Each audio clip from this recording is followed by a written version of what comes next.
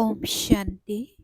আজিৰ তাৰিখ 13 এপ্ৰিল 2025 বৰ্ষ। আজি ৰবিবাৰ। অব্যক্ত বাপদাদাৰ অব্যক্ত মুৰলী আৰু আজিৰ অব্যক্ত মুৰলীৰ ৰিভাইজ তাৰিখ হৈছে 2004 বৰ্ষৰ 31 ডিচেম্বৰ আৰু আজিৰ অব্যক্ত মুৰলীৰ সাৰ হৈছে এই বছৰৰ আৰম্ভণিৰ পৰাই বেসদৰ বৈৰাগ্য বৃত্তি জাগ্ৰত কৰা। এয়াই মুক্তিধামৰ দুৱাৰৰ চাবি। এই বছৰৰ আৰম্ভণিৰ পৰাই বেসদৰ বৈৰাগ্য বৃত্তি জাগ্ৰত কৰা। এয়াই মুক্তিধামৰ দুৱাৰৰ চাবি। আজি নৱযোগ ৰচয়িতা বাপদাদাই নিজৰ সন্তানসকলৰ সৈতে নৱবৰ্ষ উদযাপন কৰিবলৈ, পৰমাত্ম মিলন উদযাপন কৰিবলৈ সন্তানসকলৰ স্নেহত নিজৰ দূৰণিৰ দেশৰ পৰা সাকাৰ লোকত মিলন উদযাপন কৰিবলৈ আহিছে হওক। জগততো নৱবৰ্ষৰ অভিনন্দন ইজনে সিজনক জনায়। জগততো নৱবৰ্ষৰ অভিনন্দন ইজনে সিজনক জনায়। কিন্তু বাপদাদাই তোমালোক সন্তানসকলক নৱযোগ আৰু নৱবৰ্ষ দুয়োটাৰে অভিনন্দন জনাই আছে। নৱবৰ্ষটো এদিন উদযাপন কৰিবৰ বাবে, নৱযোগটো তোমালোকে সংগমত সদায় উদযাপন কৰি থাকা। তোমালোকো পৰমাত্ম স্নেহৰ আকৰ্ষণত আকৰ্ষিত হৈ ইয়াত উপস্থিত হৈছাহি। কিন্তু সকলোতকৈ দূৰণিৰ দেশৰ পৰা আহোতাজন কোন? ডবল বিদেশী। সেয়াতো তথাপিও এই সাকাৰৰ দেশতে আছে, কিন্তু বাপদাদা দূৰণিৰ দেশৰ কিমান দূৰৈৰ পৰা আহিছে হিচাপ উলিয়াব পাৰিবানে? কিমান মাইলৰ পৰা আহিছে? গতিকে দূৰণিৰ দেশৰ বাপদাদাই চাৰিওফালৰ সন্তানসকলক লাগিলে সন্মুখত ডায়মণ্ড প্ৰেক্ষাগৃহতে বহি আছে, বা মধুবনতে বহি আছে, বা জ্ঞান সৰোবৰতে বহি আছে, নতুবা গেলেৰীতে বহি আছে। তোমালোক সকলোৰে লগতে দূৰৈত দেশ আৰু বিদেশত বহি যিসকলে বাপদাদাৰ সৈতে মিলন উদযাপন কৰি আছে, বাপদাদাই দেখি আছে, সকলোৱে কিমান স্নেহেৰে দূৰৈৰ পৰা চাইও আছে, শুনিও আছে। সেয়েহে চাৰিওফালৰ সন্তানসকলক নৱযোগ আৰু নতুন বছৰৰ পদম গুণ অভিনন্দন, অভিনন্দন, অভিনন্দন। সন্তানসকলৰতো নৱযোগ চকুৰ সন্মুখত আছে নহয়। বছ আজি সংগমত আছো আৰু কাইলৈ নিজৰ নৱযোগত ৰাজ্য অধিকাৰী হৈ ৰাজ্য কৰিম। বাপদাদাই কৈছে যে সন্তানসকলৰতো নৱযোগ চকুৰ সন্মুখত আছে নহয়। বছ আজি সংগমত আছো আৰু কাইলৈ নিজৰ নৱযোগত ৰাজ্য অধিকাৰী হৈ ৰাজ্য কৰিম। ইমান সমীপত অনুভৱ হৈ আছেনে? আজি আৰু কালিৰেতো কথা। পিতাই কৈছে আজি আৰু কালিৰেতো কথা। কালি আছিল আৰু কাইলৈ আকৌ হ'ব। নিজৰ নৱযোগৰ সোণালী যুগৰ সোণালী পোচাক সন্মুখত দেখিবলৈ পাইছানে? কিমান সুন্দৰ, স্পষ্টকৈ দেখি আছা নহয়। আজি সাধাৰণ পোচাকত আছো আৰু কাইলৈ নৱযোগৰ সুন্দৰ পোচাকত চিকমিকাই থকা দেখিবলৈ পোৱা যাব। নৱবৰ্ষটো এদিনৰ বাবে ইজনে সিজনক উপহাৰ দিয়ে। পিতাই কৈছে যে নৱবৰ্ষত এদিনৰ বাবে ইজনে সিজনক উপহাৰ দিয়ে। কিন্তু নৱযোগ ৰচয়িতা বাপদাদাই তোমালোক সকলোকে সোণালী জগতৰ উপহাৰ দিছে, যি অনেক জন্ম চলিব। বিনাশী উপহাৰ নহয়, অবিনাশী উপহাৰ পিতাই তোমালোক সন্তানসকলক দি দিছে। স্মৃতিত আছে নহয়, পাহৰিতো যোৱা নাই নহয়। ছেকেণ্ডত অহা যোৱা কৰিব পাৰা। এতিয়াই সংগমত আৰু এতিয়াই নিজৰ সোণালী জগতত উপস্থিত হৈ যোৱা নে সময় লাগে? নিজৰ ৰাজ্য স্মৃতিত আহি যায় নহয়। আজিৰ দিনটোক বিদায়ৰ দিন বুলি কোৱা হয় আৰু 12 বজাৰ পাছত শুভেচ্ছাৰ দিন বুলি কোৱা হ'ব। তেন্তে বিদায়ৰ দিন, বৰ্ষক বিদায় দিয়াৰ লগে লগে তোমালোক সকলোৱে বৰ্ষৰ লগতে কাক বিদায় দিলা পৰীক্ষা কৰিলানে? সদাকালৰ বাবে বিদায় দিলা নে অলপ সময়ৰ বাবে বিদায় দিলা? বাপদাদাই আগতেও কৈছে যে সময়ৰ গতি তীব্ৰতাৰে গৈ আছে। গতিকে গোটেই বছৰৰ ফলাফলত পৰীক্ষা দিলানে? যে মোৰ পুৰুষাৰ্থৰ গতি তীব্ৰ আছিল নে কেতিয়াবা আন কিবা ধৰণৰ আছিল। জগতৰ অৱস্থা দেখি এতিয়া নিজৰ দুটা বিশেষ স্বৰূপ জাগ্ৰত কৰা। সেই দুটা স্বৰূপ হৈছে এটা সকলোৰে প্ৰতি দয়াশীল আৰু কল্যাণকাৰী আৰু আনটো প্ৰত্যেক আত্মাৰ প্ৰতি সদায় দাতাৰ সন্তান মাষ্টাৰ দাতা। বিশ্বৰ আত্মাসকল একেবাৰে শক্তিহীন, দুখী, অশান্ত, কাটৰোক্তি কৰি আছে। বিশ্বৰ আত্মাসকল একেবাৰে শক্তিহীন, দুখী, অশান্ত, কাটৰোক্তি কৰি আছে। পিতাৰ আগত তোমালোক পূজনীয় আত্মাসকলৰ আগত মিনতি কৰি আছে। অলপ সময়ৰ বাবে হ'লেও সুখ দি দিয়ক, শান্তি দি দিয়ক, আনন্দ দি দিয়ক, সাহস দি দিয়ক। পিতাইতো সন্তানসকলৰ দুখ অশান্তি চাই থাকিব নোৱাৰে, শুনি থাকিব নোৱাৰে। তোমালোক সকলো পূজনীয় আত্মাসকলৰ দয়া নাজাগেনে? বিচাৰি আছে, দিয়ক, দিয়ক, দিয়ক। তেন্তে দাতাৰ সন্তান কিবা অঞ্জলিটো দি দিয়া।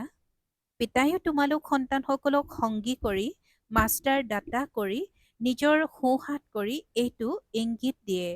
ইমানবিলাক বিশ্বৰ আত্মা সকলোকে মুক্তিপ্ৰাপ্ত কৰাব লাগে, মুক্তিধামলৈ যাব লাগে। গতিকে সেই দাতাৰ সন্তান নিজৰ শ্ৰেষ্ঠ সংকল্পৰ দ্বাৰা, মনৰ শক্তিৰ দ্বাৰা, বাণীৰেই হওক, সম্বন্ধ সম্পৰ্কৰ দ্বাৰাই হওক, শুভ ভাৱনা শুভ কামনাৰ দ্বাৰাই হওক, বায়ুমণ্ডলৰ প্ৰকম্পনৰ দ্বাৰাই হওক, যিকোনো যুক্তিৰে মুক্তি প্ৰাপ্ত কৰোৱা। কাটৰোক্তি কৰি আছে, মুক্তি দিয়ক। বাপদাদাই নিজৰ সোঁহাতস্বৰূপ সন্তানসকলক কয়, দয়া কৰা। এতিয়ালৈকে হিচাপ উলিওৱা। লাগিলে বিশাল কাৰ্যক্ৰম কৰিছা বা সন্মিলন পাতিছা, নতুবা ভাৰতত বা বিদেশত সেৱা কেন্দ্ৰও খুলিছা। কিন্তু সমুদায় বিশ্বৰ আত্মাসকলৰ সংখ্যাৰ হিচাপত কিমান শতাংশ আত্মাক মুক্তিৰ মাৰ্গদৰ্শন কৰিছা? কেৱল ভাৰতৰ কল্যাণকাৰী হোৱা নে বিদেশত যি 5টা খণ্ড আছে, য'তে য'তে যি সেৱা কেন্দ্ৰ খুলিছে তাৰ কল্যাণকাৰী হোৱা নে বিশ্বৰ কল্যাণকাৰী হোৱা? বিশ্বৰ কল্যাণ কৰিবৰ কাৰণে প্ৰতিগৰাকী সন্তান পিতাৰ সোঁহাত হ'ব লাগে। কাৰোবাক কিবা দিলে তেতিয়া কিহেৰে দিয়া হয়? হাতেৰে দিয়া হয় নহয়? গতিকে বাপদাদাৰ তোমালোক হাত হোৱা নহয়? গতিকে বাপদাদাই সোঁহাতক সুধিছে, কিমান শতাংশৰ কল্যাণ কৰিছা? কিমান শতাংশৰ কৰিছা? শুনোৱা, হিচাপ উলিওৱা। পাণ্ডৱ হিচাপ কৰাত পাকৈত হোৱা নহয়। সেইবাবে বাপদাদাই কয়, এতিয়া স্বপুৰুষাৰ্থ আৰু সেৱাৰ ভিন্ন ভিন্ন বিধিৰ দ্বাৰা পুৰুষাৰ্থ তীব্ৰ কৰা। নিজৰ স্থিতিৰ ক্ষেত্ৰতো বিশেষকৈ 4টা কথা পৰীক্ষা কৰা। ইয়াক কোৱা হ'ব তীব্ৰ পুৰুষাৰ্থ। প্ৰথম কথা, প্ৰথমে পৰীক্ষা কৰা যে নিমিত্ত ভাৱ আছেনে? কোনো ধৰণৰ মাৰ্জিত ৰূপৰ মই বোধটো নাই, মোৰ বোধটো নাই। সাধাৰণ লোকৰ মই আৰু মোৰো সাধাৰণ, স্থূল, কিন্তু ব্ৰাহ্মণ জীৱনৰ মোৰ আৰু মই বোধ সূক্ষ্ম আৰু মাৰ্জিত। তাৰ ভাষা কি গম পোৱানে? এয়াতো হয়েই, এয়াতো চলেই, এয়াতো হ'বই, চলি আছো, চাই আছো। গতিকে এটা হৈছে নিমিত্ত ভাৱ, প্ৰতিটো কথাত নিমিত্ত, সেৱাতেই হওক, স্থিতিৰ ক্ষেত্ৰতেই হওক বা সম্বন্ধ সম্পৰ্কতেই হওক, চেহেৰা আৰু চলন নিমিত্ত ভাৱৰ হওক।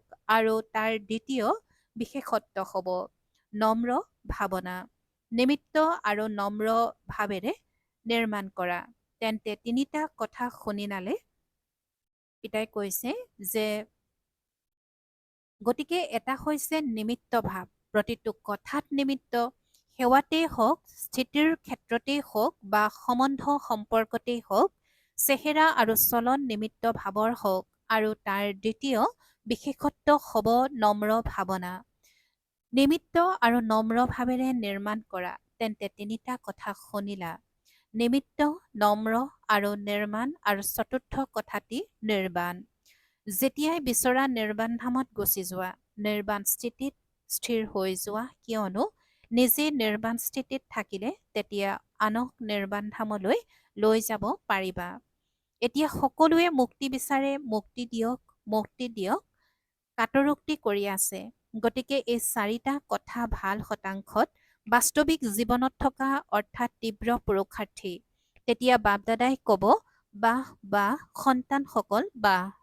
তোমালোকেও ক'বা বাবা বাহ ড্ৰামা বাহ, পুৰুষাৰ্থ বাহ, কি গম পোৱা? কিন্তু গম পোৱানে এতিয়া কি কৰা? পিতাই সুধিছে, কিন্তু গম পোৱানে এতিয়া কি কৰা? গম পোৱানে? কেতিয়াবা বাহ বুলি কোৱা, কেতিয়াবা কিয় অৰ্থাৎ হোৱাই বুলি কোৱা। বাৰ পৰিৱৰ্তে কিয় আৰু কিয় হৈ যায়। হাই, সেয়েহে কিয় নহ'ল? পিতাই সুধিছে যে তেতিয়া বাপদাদাই ক'ব, বাহ বাহ সন্তানসকল বাহ। তোমালোকেও ক'বা বাবা বাহ, ড্ৰামা বাহ, পুৰুষাৰ্থ বাহ। কিন্তু গম পোৱানে এতিয়া কি কৰা? গম পোৱানে? কেতিয়াবা বাহ বুলি কোৱা, কেতিয়াবা কিয় বুলি কোৱা। বাৰ পৰিৱৰ্তে কিয় আৰু কিয় হৈ যায়। হাই, সেয়েহে কিয় নহয় বাহ। তোমালোকৰো কি ভাল লাগে? বাহ ভাল লাগেনে? কিয়? কি ভাল লাগে? বাহ। কেতিয়াবা কিয় বুলি নোকোৱানে? ভুলতে আহি যায়। ডবল বিদেশীসকলে কিয় কিয় বুলি কোৱানে? কেতিয়াবা কেতিয়াবা কৈ দিয়া, যিসকল ডবল বিদেশীয়ে কেতিয়াও কিয় বুলি নকয়, সেইসকলে হাত দাঙা। বহুত কম। বাৰু, ভাৰতবাসী যিসকলে বাহ বাহ পৰিৱৰ্তে কিয় কি বুলি কয়, সেইসকলে হাত দাঙা। কিয় কি বুলি কোৱা নেকি? কোনে অনুমতি দিলে? কোনে অনুমতি দিলে তোমালোকক? সংস্কাৰসমূহে, পুৰণা সংস্কাৰসমূহে তোমালোকক কিয় বুলি ক'বলৈ অনুমতি দি দিছে আৰু পিতাই কয় বাহ বাহ বুলি কোৱা। কিয় কিয় নহয়? তেন্তে এতিয়া নতুন বছৰত কি কৰিবা? বাহ বাহ কৰিবানে? নে কেতিয়াবা কেতিয়াবা কিয় বুলি ক'বলৈ অনুমতি দি দিওঁ? কিয় অৰ্থাৎ হোৱাই ভাল নহয়। যেনেকৈ পেটত গেছ অৰ্থাৎ ৱাই, হিন্দী ভাষাত পেট ফুলা ৰোগ হৈ গ'লে তেতিয়া পেট বেয়া হৈ যায় নহয়। গতিকে কিয় হৈছে পেট ফুলা ৰোগৰ দৰে? এইটো নকৰিবা। বাহ বাহ বাহ, কিমান ভাল লাগে হয় কোৱা বাহ বাহ। বাৰু, তেনেহ'লে দূৰণিৰ দেশত শুনি আছে, চাই আছে, ভাৰততো বিদেশতো সেইসকল সন্তানকো সুধিছো, বাহ বাহ বুলি কোৱা নে কিয় কিয় বুলি কোৱা? এতিয়া বিদায়ৰ দিন হয় নহয়, আজি বছৰ বিদায়ৰ অন্তিম দিন। আজি বছৰৰ বিদায়ৰ অন্তিম দিন। সেয়েহে সকলোৱে সংকল্প কৰা, কিয় বুলি নকওঁ, নাভাবো, প্ৰশ্নবোধক চিন নহয়, আচাৰ্যৰ মাত্ৰাও নহয়, বিন্দু অৰ্থাৎ জ্যোতি। প্ৰশ্নবোধক চিন লিখা কিমান বেকা আৰু বিন্দু কিমান সহজ। বছ নয়নত পিতা বিন্দু সমাহিত কৰি লোৱা। যেনেকৈ নয়নত দেখাৰ বিন্দু সমাহিত হৈ আছে নহয়, এনেকৈ সদায় নয়নত বিন্দু পিঠাক সমাহিত কৰি লোৱা। সমাহিত কৰিব জানানে? জানানে? নে খাপ নাখায়, তল ওপৰ হৈ যায়? তেন্তে কি কৰিবা? বিদায় কাক দিবা? কিয়ক? কেতিয়াও যাতে আচাৰ্যৰ চিহ্নও নাই, এইটো কেনেকৈ? এনেকুৱাও হয় জানো? হ'বতো নালাগে। কিয় হয়? প্ৰশ্নবোধক চিহ্ন নহয়, আচাৰ্য মাত্ৰাও নহয়, বছ পিতা আৰু মই। বহুত সন্তানে কয়, এয়াতো চলেই নহয়। আন্তৰিক বাৰ্তালাপত বাপদাদাক বহুত ৰমণীয় কথা কয়, সন্মুখতো ক'ব নোৱাৰে নহয়। সেয়েহে আন্তৰিক বাৰ্তালাপত সকলো কৈ দিয়ে। বাৰু, যিয়েই নচলক অৰ্থাৎ নহওক, কিন্তু তোমালোক চলিব অৰ্থাৎ পদচালন কৰিব নালাগে। তোমালোক উৰিব লাগে, তেন্তে চলাৰ কথা কিয় চোৱা? উৰা আৰু উৰুৱা, শুভ ভাৱনা, শুভ কামনা ইমানেই শক্তিশালী, কেৱল মাজত যাতে কিয় নাহে। মাথোন শুভ ভাৱনা আৰু শুভ কামনা গতিকে ইমান শক্তিশালী যে যিকোনো অশুভ ভাৱনাৰ সকলকো শুভ ভাৱনালৈ পৰিৱৰ্তন কৰিব পাৰা। দ্বিতীয়তে, যদি পৰিৱৰ্তন কৰিব নোৱাৰা, তেতিয়াও তোমালোকৰ শুভ ভাৱনা, শুভ কামনা অবিনাশী হয়। কেতিয়াবা কেতিয়াবাৰ নহয়, অবিনাশী। সেয়েহে তোমালোকৰ ওপৰত অশুভ ভাৱনাৰ প্ৰভাৱ পৰিব নোৱাৰে। প্ৰশ্নত গুচি যোৱা, এয়া কিয় হৈ আছে? কেতিয়ালৈকে চলিব? কেনেকৈ চলিব? ইয়াৰ দ্বাৰা শুভ ভাৱনাৰ শক্তি কম হৈ যায়। নহ'লেতো শুভ ভাৱনা, শুভ কামনা এই সংকল্প শক্তিত বহুত আছে। চোৱা, তোমালোক সকলো বাপদাদাৰ ওচৰলৈ আহিছা। প্ৰথম দিনটি স্মৃতিলৈ আনা, বাপদাদাই কি কৰিলে? পতিতেই আহিল বা পাপীয়ে আহিল, সাধাৰণেই আহিল বা ভিন্ন ভিন্ন বৃত্তিৰেই আহিল, নতুবা ভিন্ন ভিন্ন ভাৱনা ৰাখোতাই আহিল, বাপদাদাই কি কৰিলে? শুভ ভাৱনা ৰাখিলে নহয়। মোৰ হোৱা, মাষ্টাৰ সৰ্বশক্তিমান হোৱা, অন্তৰ আসনকাৰী হোৱা, এইটো শুভ ভাৱনা ৰাখিলে নহয়, শুভ কামনা ৰাখিলে নহয়, তাৰ দ্বাৰাইতো পিতাৰ হৈ গলা নহয়। পিতাই জানো ক'লে যে সেই পাপী কিয় আহিছা?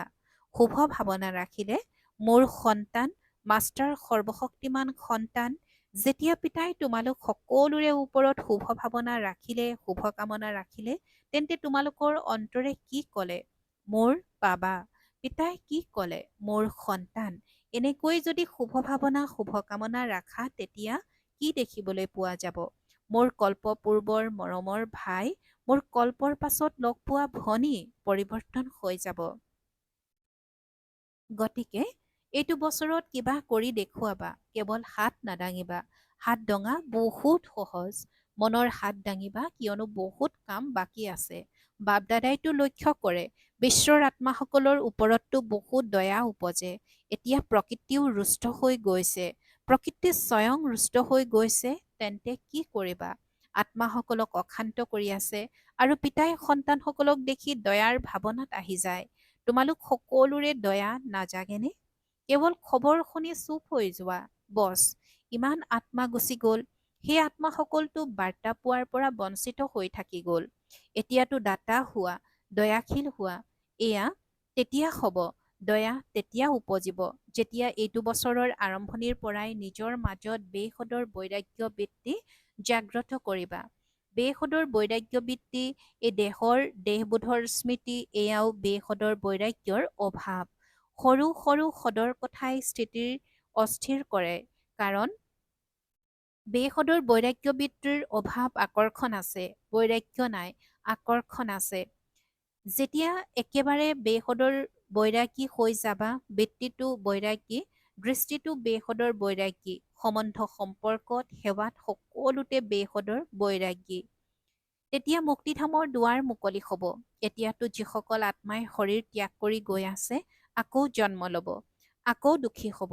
এতিয়া মুক্তিধামৰ দুৱাৰ মুকলি কৰাৰ নিমিত্ততো তোমালোক হোৱা নহয়, পিতা ব্ৰহ্মাৰ সংগী হোৱা নহয়।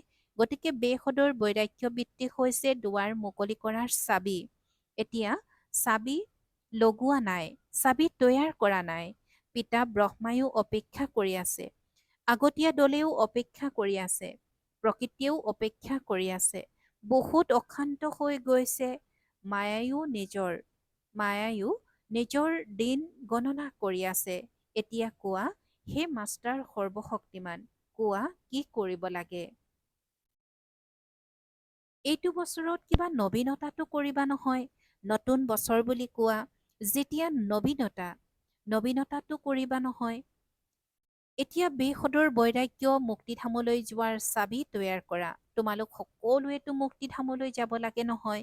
পিতা ব্ৰহ্মাৰ সৈতে প্ৰতিজ্ঞা কৰিছা, লগত যাম, লগত আহিম, লগত ৰাজ্য কৰিম, লগত ভক্তি কৰিম।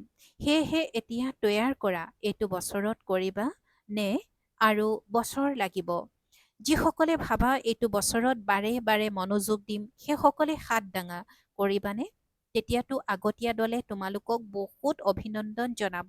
তোমালোকো ভাগৰি পৰিছা। বাৰু শিক্ষকসকলে কি কোৱা? প্ৰথম শাৰীয়ে কি কোৱা? প্ৰথমেতো প্ৰথম শাৰীৰ পাণ্ডৱ আৰু প্ৰথম শাৰীৰ শক্তি যিসকলে কৰিবা, সেইসকলে হাত দাঙা। আধা হাত নহয়, আধা দাঙিলে আধা কৰিবা বুলি কোৱা হ'ব। দীঘলকৈ হাত দাঙা। বাৰু অভিনন্দন, অভিনন্দন। বাৰু ডবল বিদেশীসকলে হাত দাঙা। ইজনে সিজনক চোৱা, কোনে দঙা নাই। বাৰু এই সিন্ধি দলেও হাত দাঙি আছে, চমৎকাৰ। তোমালোকেও কৰিবা। সিন্ধি দলে কৰিব, তেনেহলেতো ডবল অভিনন্দন, তেনেহলেতো ডবল অভিনন্দন। বৰ ভাল। ইজনে সিজনক সংগ দি, শুভ ভাৱনাৰ ইংগিত দি, হাতত হাত মিলাই কৰিবই লাগে। বাৰু সভাত কোনোবাই আৱাজ কৰিলে, সকলো বহি যোৱা। একো নতুন নহয়। এতিয়াই 1 ছেকেণ্ডত বিন্দু হৈ বিন্দু পিতাক স্মৰণ কৰা, আৰু অন্য যি কথা তাত বিন্দু লগোৱা। লগাব পাৰানে? বছ, 1 ছেকেণ্ডত মই বাবাৰ বাবা মোৰ বাৰু। এতিয়া চাৰিওফালৰ সকলো নৱযুগৰ মালিক সন্তানসকলক চাৰিওফালৰ নৱবৰ্ষ উদযাপন কৰিবলৈ উৎসাহ উদ্দীপনা থকা সন্তানসকলক সদায় উৰি থকা আৰু উৰাই থকা সদায় উৰি থকা আৰু উৰুৱাই থকা এনেকুৱা উৰন্ত কলাধাৰী সন্তানসকলক সদায় তীব্ৰ পুৰুষাৰ্থৰ দ্বাৰা বিজয় মালাৰ মণিষতা বিজয়ী ৰত্নসকলক বাপদাদাৰ নৱবৰ্ষ আৰু নৱযুগৰ আশীৰ্বাদৰ লগতে পদম গুণ থালি ভৰপূৰ কৰি অভিনন্দন অভিনন্দন। এখন হাতেৰে চাপৰি বজোৱা ভাল বাৰু। আৰু আত্মিক সন্তানসকলৰো আত্মিক বাপদাদাৰ প্ৰতি স্নেহপূৰ্ণ স্মৰণ আৰু সুপ্ৰভাত আৰু নৱ নৱযুগৰ অভিনন্দন অভিনন্দন আৰু নমস্কাৰ নমস্কাৰ নমস্কাৰ। আৰু আজিৰ বাপদাদাৰ বৰদান একাগ্ৰতাৰ অভ্যাসৰ দ্বাৰা একৰস স্থিতি গঢ়ি তোলোতা সৰ্বসিদ্ধি স্বৰূপ হোৱা। একাগ্ৰতাৰ অভ্যাসৰ দ্বাৰা একৰস স্থিতি গঢ়ি তোলোতা সৰ্বসিদ্ধি স্বৰূপ হোৱা। আৰু আজিৰ বৰদানৰ ব্যাখ্যা য'ত একাগ্ৰতা আছে ত'ত স্ৰত স্থিতি একৰস হয়। একাগ্ৰতাৰে সংকল্প বাণী আৰু কৰ্মৰ ব্যৰ্থবোধ সমাপ্ত হৈ যায় আৰু সমৰ্থবোধ আহি যায়। একাগ্ৰতা অৰ্থাৎ এটাই শ্ৰেষ্ঠ সংকল্পত স্থিৰ হৈ থকা যি এক বীজৰূপী সংকল্পত গোটেই বৃক্ষৰূপী বিস্তাৰ সমাহিত হৈ আছে। একাগ্ৰতা বহোৱা তেতিয়া সকলো প্ৰকাৰৰ অস্থিৰতা সমাপ্ত হৈ যাব। সকলো সংকল্প বাণী আৰু কৰ্ম সহজে সিদ্ধ হৈ যাব সেইকাৰণে একান্তবাসী হোৱা। আৰু আজিৰ শ্লোগান এবাৰ কৰা ভুলৰ বিষয়ে বাৰে বাৰে ভবা অৰ্থাৎ দাগৰ ওপৰত দাগ লগোৱা সেইবাবে হৈ যোৱা কথাত জতি লগোৱা। বাপদাদাই আজি বৰদানত কৈছে এবাৰ কৰা ভুলৰ বিষয়ে বাৰে বাৰে ভবা অৰ্থাৎ দাগৰ ওপৰত দাগ লগোৱা সেইবাবে হৈ যোৱা কথাত জতি লগোৱা। ওম শান্তি। আৰু আজিৰ অব্যক্ত সংকেত সংযুক্ত ৰূপৰ স্মৃতিৰে সদায় বিজয়ী হ'বলৈ আজিৰ অব্যক্ত সংকেত যেনেকৈ এই সময়ত আত্মা আৰু শৰীৰ সংযুক্ত তেনেকৈ পিতা আৰু তোমালোক সংযুক্ত হৈ থাকা কেৱল এইটো স্মৃতিত ৰাখা যে মোৰ বাবা নিজৰ মস্তকত সদায় সান্নিধ্যৰ তিলক লগোৱা। সধবা স্ত্ৰীয়ে স্বামীক যি লগত থাকে তেওঁক কেতিয়াও নাপাহৰে। গতিকে সংগীক সদায় লগত ৰাখা। যদি লগত ৰাখা তেতিয়া লগত যাবা। লগত থাকিব লাগে লগত যাব লাগে। প্ৰতিটো ছেকেণ্ড প্ৰতিটো সংকল্পত লগত আছেই। ওম শান্তি।